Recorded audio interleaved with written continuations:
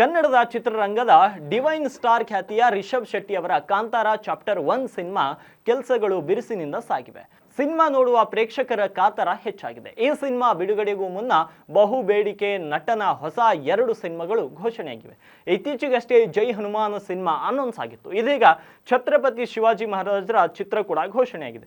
ಇದು ಸಿನಿ ಪ್ರಿಯರ ಕುತೂಹಲವನ್ನ ಮತ್ತಷ್ಟು ಕೆರಳಿಸಿದೆ. PAN India ಮಟ್ಟದಲ್ಲಿ ಮೂಡಿ ಬರಲಿರುವ ತೆಲುಗು ಚಿತ್ರರಂಗದ ಜೈ ಹನುಮಾನ್ ಸಿನಿಮಾಗೆ ಗ್ರೀನ್ ಸಿಗ್ನಲ್ ಕೊಟ್ಟಿದಂತ ಡಿವೈನ್ ಸ್ಟಾರ್ ಛತ್ರಪತಿ ಶಿವಾಜಿ ಮಹಾರಾಜರ ಪಾತ್ರದಲ್ಲಿ ಕಾಣಿಸಿಕೊಳ್ಳಲು ಸಜ್ಜಾಗಿದ್ದಾರೆ.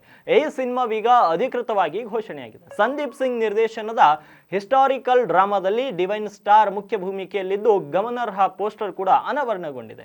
ಶಿವಾಜಿ ಮಹಾರಾಜರ ನೋಟದಲ್ಲಿ ಖಡ್ಗ ಹಿಡಿದು ಕಾಂತಾರ ನಟ ಕಾಣಿಸಿಕೊಂಡಿದ್ದಾರೆ. ಈ ಪೋಸ್ಟರ್ ನೋಡಿದ ಫ್ಯಾನ್ಸ್ ಸಖತ್ ಥ್ರಿಲ್ ಆಗಿದ್ದಾರೆ. ಪೋಸ್ಟರ್ ಅಷ್ಟೇ ಅಲ್ಲ, ಸಿನಿಮಾದ ಬಿಡುಗಡೆ ದಿನಾಂಕವು ಇಂದೇ ರಿವೀಲ್ ಆಗಿದೆ.